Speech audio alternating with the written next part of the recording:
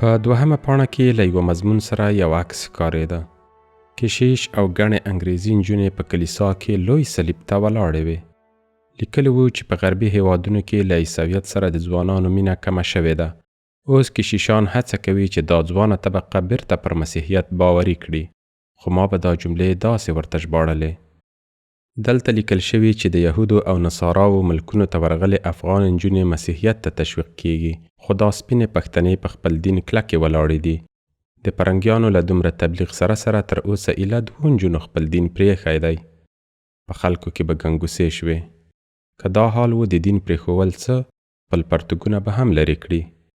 خو په بل مخ کې پرتګونه لرې کړي ول. یو ورزشي مطلب و. انګریزو نجونو په یوه نیکر کې والیبال کاوه. اسانه وه. دا عکس به مې په پښتنو نجونو پورې وتاړه. خلکو به توبې ایستې، خو یوه هم نه ویل چې ای احمقه، د پښتنو رنګ معلوم دی، دا ډول شنې سترګې نه لري. یوازې یوه ورځ یو ځوان راته وویل: قربان دې شم، تا ته خو پټې معلومې دي، په پرنګ کې دا د پښتنو نجونو تور ویښتان ولې ژیړیږي؟ یوې خبرې مې غلی کړ. ومې ویل چې اسانه ده، دې نجونو ته د خنزیر غوښه ورکوي. څوک چې 40 ورځې د خنزیر غوښه وخوري ویښتان یې خپله ژیړیږي. هر عکس ته به ناستو کسانو توبې ایستلې، خو وروستي عکس به خامخا ژړول. یوه جنایي قضیه وه. په عکس کې یوه نیمه بربنډه مړه نجلۍ ښکارېدله چې غاړې ته یې پړی ورلوېدلی و. لیکلي وو چې دې نجلۍ د کورني خشونت له لاسه ځان وژلی. خو ما به دا خبرې بل رنګه ترجمه کولې. ویل به مې چې که د پرنګیانو ملک ته تللې کومه پښتنه له خپل دین نه وانه وړي، شراب ونه څښي، زنا ونه کړي، نو 8 سره پرنګیان یې لومړی په ګډه بې عزته کوي، بیا یې وژني. خلکو به ژړل، چیغې به یې وهلې چې د ډاکټري او معلمي پر پلمه یې سپینې پښتنې یهودو او نصاراو ته ورولېږلې، بې پردې یې کړې. ما به د عکسونو په تشریح کې د پاچا نوم نه اخیست. ضرورت مې نه لید.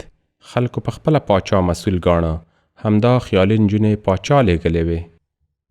دا کیسې په همدې سمڅه کې نه پاتې کېدې. کورونو او جماعتونو ته تلې. ولس ترې خبرېده او بغدادي پیر دروغ هم نه ویل. په وړکتوب کې مې د افریقا د یو مار په اړه یو مضمون لوستی و. لیکلی و چې که دا مار کومه هوسۍ وچیچي نو هوسۍ وار له واره نه مري. زهر یې ورو ورو تاثیر کوي او چیچل شوې هوسۍ په 7 ورځو کې له پښو غورځوي. زما زهر هم همداسې ول. کار یې ورو و خو تاثیر یې درلود.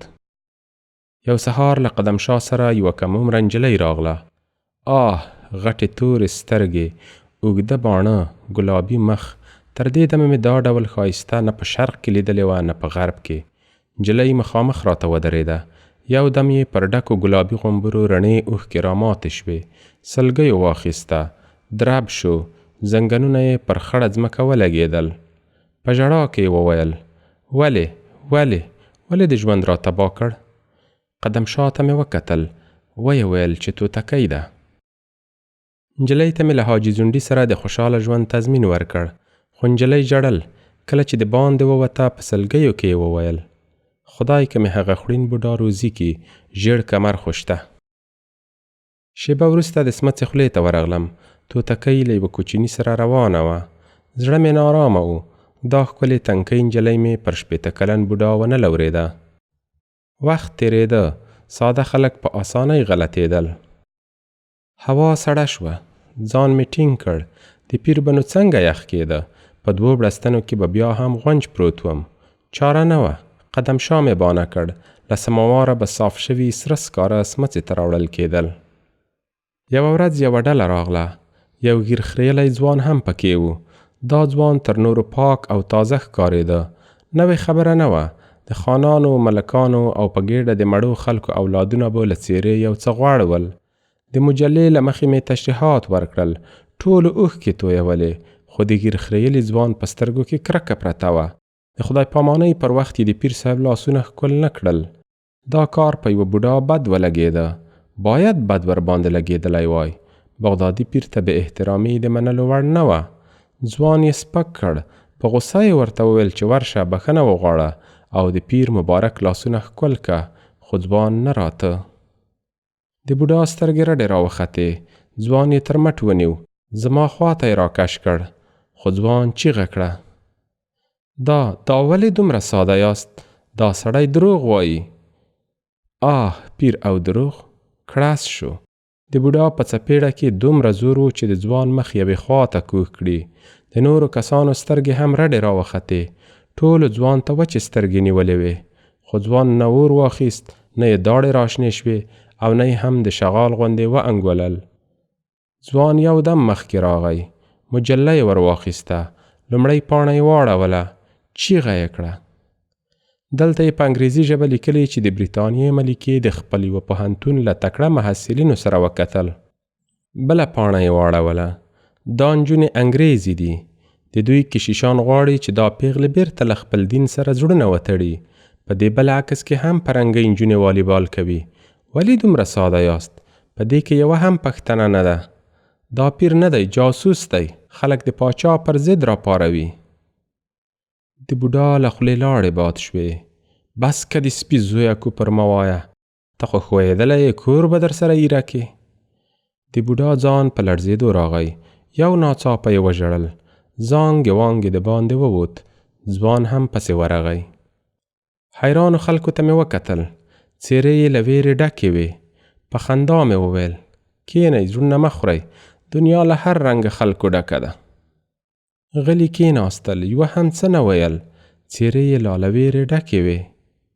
وچه میوه مې ورته کېښوده. را ومې غږول. ږیر خریلی ځوان عبدالله نومېده. په ترکیه کې یې درس وایه.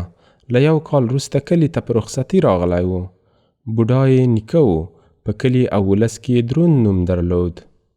ټنډه مې تروه کړه. ومې ویل ښه شو، د مکتب نتیجه مو په خپله ولیده.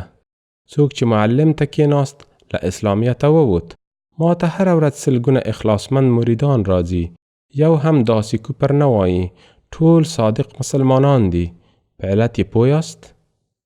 مکتب یې نه دی ویلی. یو دم مې وژړل. د پیر ژړا. دا نو ډېره سخته وه. ناستو کسانو خواست کاوه. د پیر اوښکې یې نه شوای لیدای. هماغسې مې په ژړا کې وویل سر مې چوي. د ونو، بوټو او ډبرو تیرو کوکو مې غوږونه راکاڼه کړل. ښه دی چې تاسو یې نه اورئ. خو په ټولو کې د جنغوزیو ونې ډېرې ژاړي. وایي چې بغدادي پیر ته سپکاوی به دا غرونه بې برکته کړي. موږ نور جنغوزي نه کوو. ناست کسان مې پښو ته راولوېدل. ژړل یې. په ځنګلونو کې د برکت پاتې کېدا غوښته. پوهېدم چې د دې خلکو لویه سرمایه همدا ځنګلونه دي. اطمینان مې ورکړ. ورته ومې ویل چې ونو خو څه مکتب نه دی ویلی چې پیر ته عقیده ونه لري. زه به خبرې ورسره وکړم. ټوله ورځ مې د خولې خوند بد و. قدم شاه ته مې وویل چې په دې خلکو کې یو مکتبي پیدا شو. نه غلطېده. زموږ چټیات یې رسوا کړل. دا ځوان خطرناکه دی. خو قدم شاه ډاډ راکړ چې د نیکه او ولس له ویرې به یې بیا ونه وینې. نیمه شپه مې سترګې رڼې کړې. په کتابونو کې کړپا وه. قدم شاه مې وښوراوه. وړه بتۍ مې بله کړه. سیم کش شو. یو پر بل ایښي کتابونه ولوېدل. په کش شوي سیم پسې لاوډ سپیکر راووت. په منډه له سمڅې ووتم. له ملنډو ډک غږ مې واورېد. بغدادي پیر خو په رښتیا هم کرامات لري. اوس پوه شوم چې د 1.5 متره لرې خلکو نومونه او نورې پټې څنګه ور معلومېدې. زړه مې خولې ته راغی. بتۍ مې ور واچوله. د غرمني ږیر خریلي ځوان لاسونه له پیچلې سیمه ډک ول. دا سیم یې له چینې څخه تر دې ځایه راټول کړی و. قدم شاه د خواست په ژبه وویل خیر دی، رسوایي مه جوړوه. ځوان وخندل. رسوایي؟ قدم شاه تر مټ ونیو. 3 واړه سمڅې ته راغلو. قدم شاه کتابونه لرې کړل. کوچنی کارتن یې راوایست. خلاص یې کړ. بتۍ ته یې ونیو. تر خولې له پیسو ډک و. په خواره خوله یې وویل دا واخله. په ټول ژوند کې به د بل له احتیاجۍ خلاص یې، خو خوله به پټه نیسې. ځوان ورو وویل زه دومره پس درته ښکاره شوم چې خپل وطن او پاچا ته به خیانت کوم؟ له اوله پوهېدم چې تاسو په پوست پاک خلک نه یاست. له ساده خلکو استفاده کوئ. زموږ له دین نه ناجایزه ګټه اخلئ. انګریزانو دا رنګه لوبې په ډېرو هغو هیوادونو کې کړي دي چې واکمنانو یې د دوی اطاعت نه کاوه. دوی پوهیږي چې څنګه جعلي پیر او فقیر جوړ او دا ساده خلک غلط کړي. غلی شو. ویې ویل دې خلکو ته که هر څومره ووایم اوس سادهګانو، بغدادي پیر د انګریز جاسوس دی. انګریزان به هغه څوک څنګه خوښوي چې د انګریز دښمن وي، له انګریز سره جنګېدلی وي، ماته یې ورکړې وي، نه یې مني. بس سبا له همدې لاوډ سپیکر سره کابل ته ځم، لمنې به مو پر سر در واړوم. قدم شاه وویل دې ته د نو زه نه پرېږدم. یو دم یې د ځوان ژامې ته سوک ورکړ. ځوان پر کتابونو ولوید. ما یې تر غبرګو ورنونو لاسونه تاو کړل. قدم شاه یې پر ټټر کېناست. د ځوان تر ستوني یې د دواړو لاسونو ګوتې تاو کړې. ځوان زور وواهه، خو له 2 کسانو سره یې نه کېده. بیرته مو پرې ایست. تر یو څه وخته پورته غورځېده. خرهاره یې وخوت. خړه ځمکه یې پر خپلو نوکانو اړوله، خو وروسته یې سیکه وخته. بس 2 یا 3 دقیقې ټوپونه ووهل، بیا آرام پریوت. دواړه غلي دیوال ته کېناستو. د خپل زړه دربا مې غوږونو ته راتله. بیا ولاړ شو. د ځوان جسد مو له پښو او لاسونو ونیو. څومره چې مو وس کېده په سمڅه کې مو مخکې یووړ. بیرته راغلو. د لاوډ سپیکر سیم مې ټول کړ. تر سهاره لړزې نیولی وم. قدم شاه تر غرمې 2 ځله پورته راوخوت. ویې ویل چې ځینې قومي مشران د لیدو ته راغلي، خو زما په زړه کې د خبرو زور نه و پاتې. ماسپښین مې سترګې سره ورغلې. تر ماخوستنه ویده وم. شپه مې په رڼو سترګو تېره کړه. آخر مې د چانسلر خبرې ذهن سره راټول کړ. یو وخت یې راته ویلي و چې زموږ په کار کې ویره، رحم او شفقت نشته. که د کومه ورځ زړه نری شو، نو پوه شه چې بریتانیې ته خدمت نشي کولای. سهار مې ګېډه ډکه کړه. د باندې ووتم. هوا سړه لګېده. د ځینو ونو پاڼې ژېړې وې. کله چې بیرته سمڅې ته ورغلم، لنګي مې ولړزېدل. د ګیر خریلي ځوان نیکه او یو بل له عمره پوخ سړی ناست و. بوډا مې پښو ته راولوید. یو دم یې وژړل. خپل ورک لمسی یې غوښت، خو ما ورته وویل چې دلته نه دی راغلی. له عمره پوخ سړي مې لاسونه ښکل کړل. په غریو کې وویل چې زه د عبدالله پلار یم. عبدالله مسلمان هلک دی. 5 وخته لمونځ کوي. بس بیګا هابل بیګا مو یو څه سپک کړ. ورته ومو ویل چې د خدای دوستان مه خفه کوه. بس سهار ته بړستن وه، دی نه و. تېره ورځ مو د ټولو خپلوانو کورونه پسې وکتل، خو ځمکه وچاودېده، عبدالله پکې ننوت. د سپینږیري خبرې مې واورېدې. یا پیرګله، د خدای روی ومنه، لمسي مې خوابدی کړې، نادان دی، ویې بخښه. بوډا ته مې وکتل. رڼې اوښکې د ګیرې سپینو ډکو ته ور روانې وې. ومې ویل اکا، زه په زړه کې کومه عقده نه ساتم. ډېر خلک به پیر او فقیر نه مني، خو د بوډا ژړا زور ونیو. پوهېږم چې ته له زړه صاف سړی یې، حوصله لرې، خو قربان دې شم، ستا سپکاوي به د کوم مرید پیري ته خوند نه یي ورکړی. عبدالله جان به یې زورورې ژړا پاتې خبرو ته پرې نه ښود. د بوډا پر ډنګرو اوږو مې خپل لاسونه کېښول. ومې ویل زړه دې غټ ونیسه، پیریان زما له اجازې پرته هیڅ هم نه کوي. د عبدالله غوندې ځوانان ژر احساساتي کېږي. د تاسو سپکې به یو څه خوابدی کړی وي، په خپله به پیدا شي. د عبدالله پلار په خواره خوله وویل قربان دې شم، موږ خو خپله وسه وکړه. د عبدالله درک ونه لګېد. خیر دی، تا ته څه سخته ده، ړندکي ته ووایه پیدا به یې کړي. ورته ومې ویل چې سمه ده، 3مه ورځ احوال واخلئ. یوه شېبه کېناستم، فکر مې وکړ. لاسي بتۍ مې راواخیسته. په سمڅه کې مخکې لاړم. د عبدالله جیبونه مې ولټول. کارت، څو پیسې او یو سپین خامک شوی رومال مې ترې راوایستل. بیرته د سمڅې خولې ته راغلم. کارت ته مې وکتل. عبدالله په ترکیه کې د انقرې د پوهنتون د 2م کال محصل و. د انجینري ویله. 3م سهار بوډا او د عبدالله پلار بیا راغلل. د یو دیني کتاب د ایښولو پر پلمه مې تار را کش کړ. له پورته سپین رومال راولوید. له عمره پاخه سړي په بیړه رومال ور واخیست، خو بوډا د هغه له ګوتو وایست. رومال یې څو ځله ښکل کړ. په غریو کې وویل دا خو د عبدالله جان رومال دی، څو ورځې مخکې یې خور ورته جوړ کو. ومې خندل. بس ړندکي پیري راوړ. ویل یې چې عبدالله مې په کابل کې ولید، ترکیې ته یې د تګ تیاری نیوه. ړندکي دا رومال د دې لپاره ترې راپټ کړ چې ستاسو زړه ته ولویږي. له عمره پوخ سړي مې لاسونه ښکل کړل، خو بوډا رومال ته کتل. په لندو سترګو کې یې ځلا پرته وه. ځان مې خواشینی ونیو. خو هلک مو ډېر خوابدی کړی. فکر نه کوم چې تر کال دې شپو د کوم خط یا احوال درته راولېږي. له عمره پوخ سړي په خوشحالۍ وویل بس دی د خدای ژوندی راته لري، له خط او احواله یې تیر. دواړه روان شول. بوډا د خپل مسیر مال په خپلو ګوتو کې ټینګ نیولی و. په دریم سهار قدم شاه چینې ته ښکته شو. تندی یې تریو ونیو. ګڼو خلکو ته یې وویل چې سمڅه له پیریانو ډکه ده. زه یې غږونه نه اورم، خو قربان یې شم پیرګل ټوله شپه د پیریانو د ماشومانو د چیغو او شوخۍ له لاسه رڼه تېره کړي. تر دې بل لوی ثواب بس نر هغه و چې ډېرې ډبرې راوړي. په هماغه ورځ سمڅه لنډه شوه. د عبدالله مړی، زاړه اخبارونه او څه نور بیکاره شیان تر دیوال ورهاخوا پاتې شول. بله ورځ مو د سمڅې خولې ته لیمڅی ونیو، خو یخني یې له ګزارې وتلې وه. قدم شاه آوازه واچوله چې بغدادي پیر په دې سمڅه کې ستړی شوی دی، بغداد ته ځي. ګڼ خانان او ملکان راغلل. دوی دا د بخت غمی کله بل ځای لورېده. هر یوه به د پیر د پاتې کېدو خواستونه کول.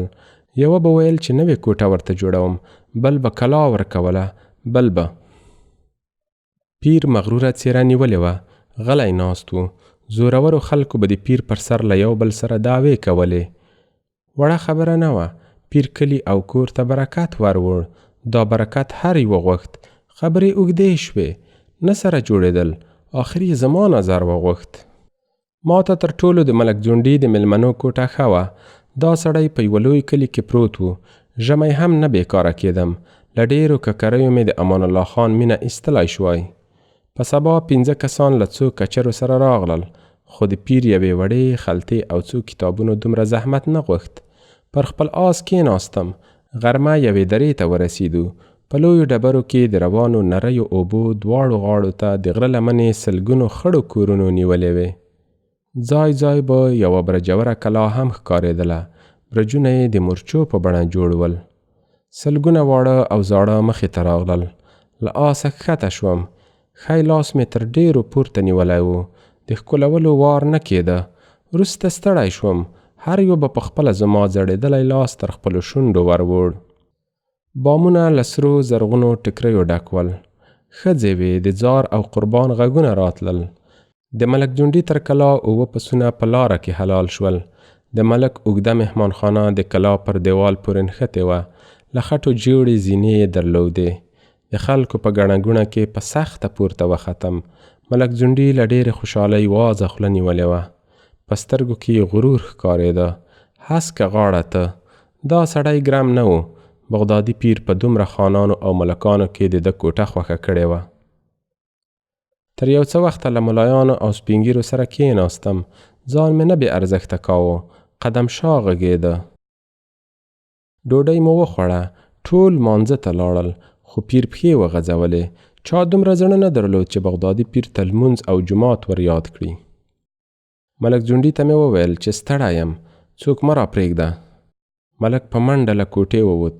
قدم شاه دروازه زنځیر کړه. مخامخ بل وړ ور ښکارېده. پورې مې واهه. کوچنۍ کوټه د مکتب له کتابونو ډکه وه. فکر مې وکړ دا کتابونه مې باید په بل تر دې ښه وخت کې یاد کړي وای. غږونه راغلل. د لویې کوټې وړې کړکۍ ته ودرېدم. د باندې ګڼ کسان ولاړ ول. له عمره پخې او زړې ښځې هم پکې ښکارېدلې. نه تکیه کېدل. همدا ګړی یې د بغدادي پیر لیدل غوښتل، خو ملک ځونډي ورته ویل چې مبارک ستړی دی، سبا راشئ، اوس ساه سموي. تر ماښامه چا دومره زړه نه درلود چې دروازه خلاصه کړي. ماښام په خپله د باندې ووتم. وار له واره د تودې ډوډۍ بوی راغی. لاندې مې وکتل. پر ډیران سرې چرګې ګرځېدې. یو ځوان اخورونو ته ولاړې کتار غواوې خلاصولې. ورهاخوا د ګڼو کورونو له موریو تور لوګي پورته کېدل. د یوه ماشوم ناره مې واورېده. هلی پیرګل راوتلی. په منډه کوټې ته ننوتم. ماخوستن مې له ملک ځونډي د کلي له ملا او څو نورو سپینګیرو سره ډوډۍ وخوړه. یوه ماشوم لاسونه را پرې مینځل. کله چې د باندې لاړ ملک ځونډی اوچت پسې ولاړ شو. غږ یې راته. ماشوم ته یې په زینو کې وویل چې د پیر صاحب د لاسونو مبارکې اوبه غواوو ته کېږده. د 100 مرضونو دوا ده. شپه مې توده تېره کړه. تاوخانه ښه لګېده. 3 ورځې مې تعویضونه ورکول، خو د کلي ناروغان او د دعاو غوښتونکي نه خلاصېدل. وروسته د نورو کلیو خلک رامات شول. د ملک د کوټې تر مخ به درجنونه خرې ولاړې وې. پر ملاو به یې سرې شنې بړستنې او توشکونه پراته ول. زړې او له پښو لوېدلې ښځې به پر خرو راوړل کېدې. ستړی وم، چاره نه وه، خو د هوا په سړېدو سره د خلکو ګڼه ګوڼه کمه شوه. له غرمې وروسته به مې په آرام زړه خوب کاوه.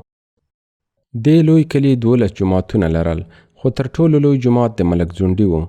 کله کله به ملا صاحب په خواره خوله جومات ته د ورتلو بلنه راکوله، خو ما به خلک بانه کړل. خو اوس ګڼه ګوڼه کمه شوې وه، دا خبره نه چلېده.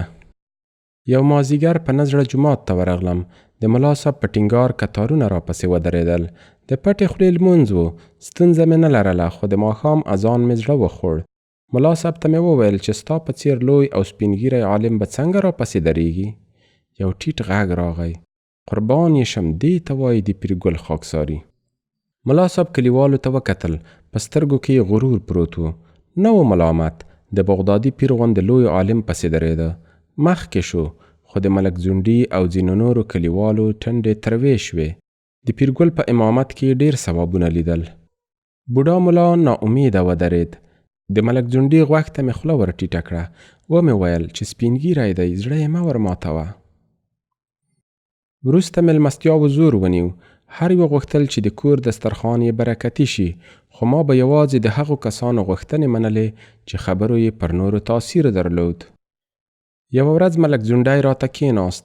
واده یې غوښت، خو د توتکۍ پلار ورته ویلي وو چې د هوا تر تودېدو پورې به نه سره په عذابوو. خانګل مې راوغوښت. په سخته مې قناعت ورکړ. یوه اونۍ وروسته واده تیار شو.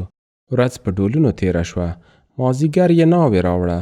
د نکاح په وخت کې د ملک ځونډي نوې سرې کړې ږیرې د څراغ ژېړې رڼا ته سره لمبه کوله. کلا له ښځو ډکه وه. تر ډېره د چمبې غږ راته. ملک ځونډی له موږ سره پرېوت. یو وخت چیغې شوې. قدم شاه څراغ ولګاوه. حاجي ځونډی پر خپل ځای ناست و. پکه ککرۍ یې ځلېدله. یو دم د کوټې دروازه له دیوال سره ولګېده. 2 زړې ښځې راغلې. ژړل یې. خبره معلومه شوه. توتکۍ په نیمه شپه کې تښتېدلې وه.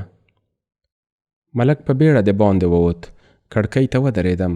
د ناوې تېښته د پټېدو نه وه. په کلي کې بل څراغونه ګرځېدل. سر مې ولګاوه. 10 بجې له خوبه راپورته شوم. ملک راغی. ژړل یې. ویې ویل چې په توتکۍ پسې یې ټول کلی ولټاوه، پیدا یې نه کړه. ژړا یې زور ونیو. د بوډا زړه ته لوېدلې وه چې توتکۍ له کوم چا سره تښتېدلې ده. ملک خپل عزت په خاورو کې لید. دا لویه رسوایي یې نه شوای زغملی. همدا ګړی یې له خدایه خپل مرګ غوښت. یو دم د توتکۍ وروستۍ خبره په ذهن کې راتېره شوه. ژیړ کمر خو شته؟ زړه مې ولړزېد. ومې ویل ژیړ کمر چیرې دی؟ ملک په لندو سترګو راته وکتل. همدا خبر مې بیا تکرار کړه. ملک په غریو کې وویل د هدیرې پر سر. د باندې ووتو. تر کورونو تیر شو. ورهاخوا لویه هدیره پرته وه. پر شناختو ټومبلې رنګارنګ ټوټې باد وهلې. مخکې لاړو. د غره په ډډه کې تیره هسکه ژیړه پرخه ولاړه وه. لاندې مې وکتل. لیرې پر یوې غټې ډبرې سور ټکری پروت و. منډه مې ور واخیسته. د واده په جامو کې ځوان نجلۍ په خپلو وینو کې پرته وه. ملک ځونډی راورسېد. ساه یې لنډه لنډه کېده. شکرونه یې ایستل. عزت یې پر ځای پاتې و. د توتکۍ جنازه وړه وه. ان ملا هم نه ورته. ویل یې چې نجلۍ ځان وژلی، نه بخښونکي ګناه یې کړې. جنازې ته به څنګه ورځم؟ خو ما مجبور کړ، په نه زړه ورغی. ناروغه شوم.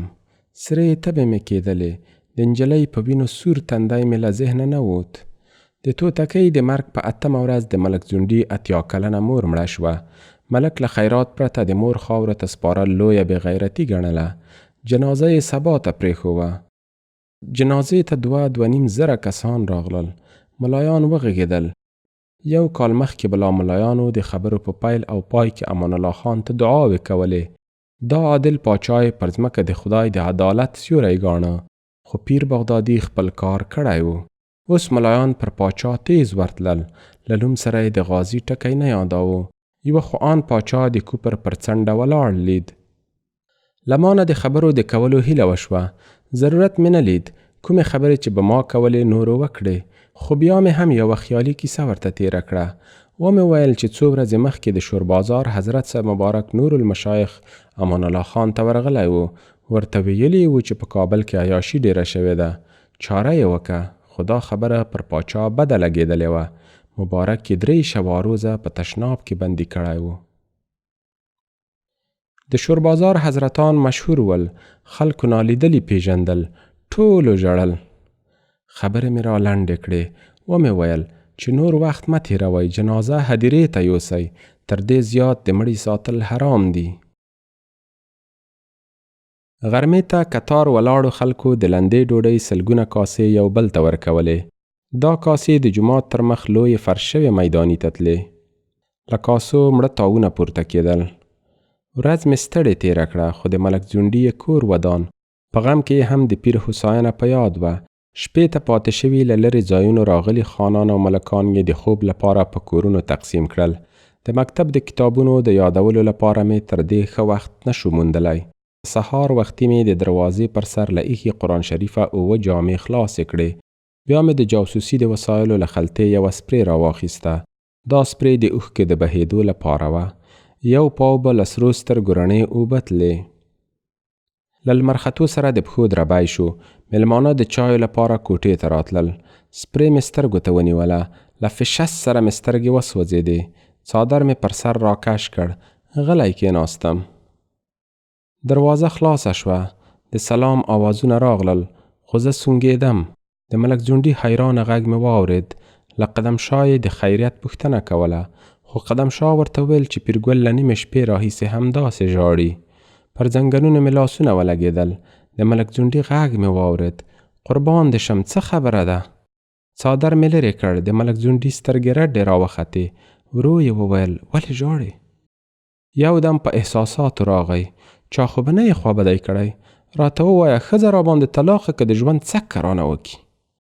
ناستو کسانو ته مې وکتل. له ویرې ډکې حیرانې سترګې راته نیولې وې. په غریو کې مې وویل مه پسې ګرځه، کومه خبره نه ده. خو ملک ځونډي کله پرېښوم؟ د پیرګل ژړا وړه خبره نه وه.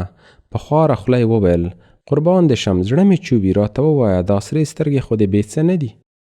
په دې وړه کوټه کې دا کتابونه څه کوي؟ ټولو یو بل ته وکتل. ملک ځونډي په خواره خوله وویل تر تا مې ځار کې، دا خو یې دا څو میاشتې مخکې له کابله راوړل. ویل یې چې د څړموني په اوله میاشت کې به په کلي کې مکتب جوړیږي. یوازې موږ نه، ټولو کلیو ته یې د اول او دوهم صنف کتابونه راوړي دي. ټنډه مې تروه کړه. تاسو قرآن شریفونه غواړئ که د مکتب کتابونه؟ ټولو یو بل ته وکتل. یو دم مې وژړل. ژړا مې تیزه کړه. په کوکو کې مې وویل بېګا مې قرآن شریفونه په خوب لیدل. د کلي له کورونو یې منډې وهلې. مخې ته یې ودرېدم. ورته ومې ویل چې څه خبره ده؟ ولې کلی پرېږدئ؟ دوی په دې وړه کوټه کې ایښي د مکتب دا کتابونه یادول. ویل چې زموږ او د کوپري کتابونو نه سره کېږي. خواست مې ورته وکړ. ومې ویل چې دا خلک تکه سپین مسلمانان دي، پیران مني. خیر دی، زه به یې پوه کړم. که یې خبره نه منله، لاره خو مو چا نه ده نیولې. بس په سخته مې را وګرځول. ملک ځونډي د وره سر ته وکتل. سترګې یې رډې راوختې. پوهېدم چې په ذهن کې څه ورګرځي. پورته ایښي قرآن شریف به خامخا د تېښتې پر وخت خپلې جامې لرې کړې وې. د پزو سونګا راغله. ناستو کسانو ژړل. ملک ځونډی په بیړه ولاړ شو. قرآن شریف یې تر ډېرو په خپل ټټر پورې ټینګ نیولی و. توبې یې ایستې. ژړل یې. وروسته یو دم چیغه کړه بارانه! یو خیرن ځوان راغی. له جامو یې د خوشایو بوی ته. ملک ځونډي وویل هله 2-3 نور مزدوران هم در سره که، همدا اوس به له وړې کوټې ټول کتابونه باسي. خیرن ځوان په خواره خوله وویل د کور کوټو ته یې یوسو؟ ملک چیغه کړه وکمکله، کور ولې بې برکته کوې؟ چیرته یې وغورځوه. په ناستو کسانو کې یو چاغ سړي وویل ملک صاحب دا کتابونه ما لیدلي، بسم الله پکې لیکلې، د خدای او رسول له نومونو ډک دي. ګناه لري که زما منې په اوبو کې دې یې واچوي. د ملک ځونډي ټنډه لا پسې تروه شوه. همدا څو ټکي هم د اعتبار لپاره پکې راوستي دي. هر چیرته چې یې وړې مقصد له کلي یې ورک کوي. یو بل ډنګر سړي وویل ښه خبره ده، دا کتابونه یې موږ ته هم را لېږلي دي، ورک به یې کو. خو له حکومت سره به څه کوو؟ ملک جونډي څو ځله خپل سر وخوځاوه. ټنډه یې تروه شوه. ورو یې وویل: های های، له ایمانونو خلاص یاست. له خدایه نه ویریږئ، له حکومته مو زړونه چوي. ښځې خو نه یاست؟ لونګۍ مو تړلي؟ تر دې به بله کومه سخته ورځ در باندې راځي چې قرآن شریفونه مو له کورونو تښتي. وایم که یې څه ویل، وچ چې پر دا تندي ولی، مردار یې کوي. تر دې بله لویه غذا به چیرې پیدا کوي؟ وړه کوټه په هماغه ورځ له کتابونو تشه شوه. لومړی واورې غرونه سپین کړل، دوهم ځل اوارې ته راغله، درېیمې ورېدا د کلیو لارې وتړلې. ژمی په مزو روان و.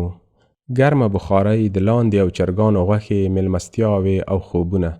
بس څو ځله د سویانو ښکار ته هم لاړو. په واوره کې به د سوی پلونه اسانه موندل کېدل. په پلونو پسې به مو ګامونه واخیستل. سوی به منډه کړه، خو ملک ځونډي کلیوالو ته ویلي و چې پام، تازیان به نه ور پرېږدئ. د پیر صاحب باید پام غلط شي. کوم سوی چې به د پیر د ټوپک له ګولۍ روغ و، بیا به تازیانو منډې پسې وهلې. د ښکار سویان به ډېر ول، خو د پیر صاحب ویشتلي سویان به همالته ټوک ټوک شول. یوه ټوټه غوښه به یې د تبرک لپاره کورونو ته وړل کېدله. د ژمي د وروستۍ میاشتې په پای کې واوره ټوله شوه. خلک بیا رامات شول. ان د کرښې د ها غاړې قبایل به هم دم او دعا ته راتلل. یو مازدیګر په جومات کې ناست وم چې راجندر راغی. راجندر عیسوي و. په ملتان کې د بریتانیې په پوځ کې لویه وظیفه لرله. د وارخطایي خبره نه وه.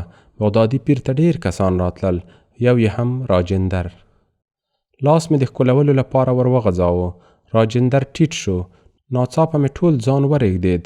د راجندر له غاړې په ژیړ زنځیر پورې پیلی غټ صلیب راوځړېد. په سترګو مې اشاره ورته وکړه، خو ساده راجندر زما په لاس را پرېوت. صلیب نو د پټېدو شی نه و. هر څوک چې د ډیورند تر کرښې اوښتي ول، کلیساوې به یې خامخا لیدلې وې. لومړی مې یو ټیټ غږ واورېد: نصارا دی. بیا ګنګوسې شوې. وروسته یوه ناره کړه: کافر جومات ته راغلی. چیغې شوې. په سلګونو سترګې رډې راوختې. ملا صاحب نه وړه نه یې راوړه. وار له واره د راجندر د وژلو فتوا ورکړه. ملامت نه و. کافر، جومات او دا ځای. چې دا سړی یې نه وای مړ کړی، نو څوک به یې واژه؟ لینګي مې ولړزېدل. له پښو مې د ولاړېدو سکه ختلې وه. راجندر ته لاسونه ور ولوېدل. د سترګو په رپ کې وارخطا راجندر هوا ته پورته شو. چیغه مې کړه: ودرېږئ. د راجندر پښې پر ځمکه ولګېدې. په مخ کې ټکی وینه نه وه پاتې. یو دم مسک شوم. ومې ویل: تاسو خو یو ځل په خبره ځانونه پوه کړئ. یوه په غوسه وویل: قربان دې شم، پوه یو، د خدای دښمن مو د خدای په کور کې ونیو. ومې خندل. چا ویل چې پوه یاست؟ په هیڅ هم نه پوهیږئ. دا سړی د خدای دښمن نه، د خدای دوست دی. حیران سترګې را واوښتې. ولاړ شوم. راجندر ته مې کلکه غېږه ورکړه. ټنډه مې یې ښکل کړه. تر څنګ مې کېناوه. ورته ومې کتل. مسک شوم. ومې ویل: مبارک مبارک مبارک. د ټولو خولې وازې پاتې وې. ومې ویل: د چا اول سموي، د چا آخره. خو د دې سړي زړه په آخره کې له نوره ډک شو. بېګا ډنډکي راته وویل چې قربان دې شم، ستا یو لیکلی کتاب په ملتان کې د یوه کافر په کور کې رانه لوېدلی و. کافر ولوست. اوس را روان دی. د لارې سختو ته یې ځان ورکړی. غواړي چې ستا تر مخ ایمان راوړي. خلکو په حیرانۍ راته کتل. راجندر په پښتو نه پوهېده. په انګلیسي مې ورته وویل: احمقه، نو دومره اشتباه؟ غلی شوم. ملا ته مې وکتل. ومې خندل. بس مولوي صاحب سړی تیار دی، کلمه ورښیه. د ټولو سترګې وځلېدې. د وارخطا راجندر غوږونو ته مې خوله ورنږدې کړه. که غواړې چې ژوندی پاتې شي، نو یوه خبره واوره. څه چې دا سپین ږیری وایي پسې تکراروئ. کلمه وویل شوه. جومات د الله اکبر چیغو پر سر واخیست. له هرې خوا مبارکۍ راغلې. بیا د نوم وار شو. راجندر ته یې عبدالرحمن نوم وټاکه. خلک خوشحاله ول. نوي عبدالرحمن ته یې مبارکیانې ورکولې. راجندر ته مې وویل: تر اوسه مې لا زړه ځای ته نه دی راغلی. یوه سزا باید ووینې. یو دم مې ناره کړه: د عبدالرحمن جامې مو څنګه هیرې دي؟ د خلکو تبرک ته ورپام شو. لاسونه ور ولوېدل. راجندر چیغې کړې. څر شو. 2 دقیقې وروسته لوڅ لپړ و. آن یوه عمر خوړلي بوډا یې نیکر هم کشاوه، خو ما منع کړل. وارخطا راجندر مې په خپل څادر کې پټ کړ، خو ډیر ژر نوی لونګۍ، لسنیو اوبدلی کوټ، پټو او جامې ورته راغلې. ماخوستن مې کوټې ته بوت. راجندر د خپل بوټ له تلي یو کوچنی کاغذ راویست. چانسلر لیکلی و چې په کابل او غزني کې زموږ 2 جاسوسان اعدام کړل. خبرې دې یو څه پستې که، خو که بیا هم کوم خطر وینئ ځانونه راوباسئ. له قدم شاه سره مې مشوره وکړه. ویې ویل چې ستړی یم، ماشومان مې یادېږي، خو 1-2 میاشتې نورې پاتې کېدا مو په ګټه ده. یو ځل باید تر سرې غونډۍ هم ورشو. د ویدېدو پر وخت مې راجندر ته وویل چې بچو ودرې، سهار به د کلي نایي راغواړم، د سنتېدا کار د لا پاتې دی. وارخطا سړی مې پښو ته راولوېد، تر ډېرو یې زارۍ کولې.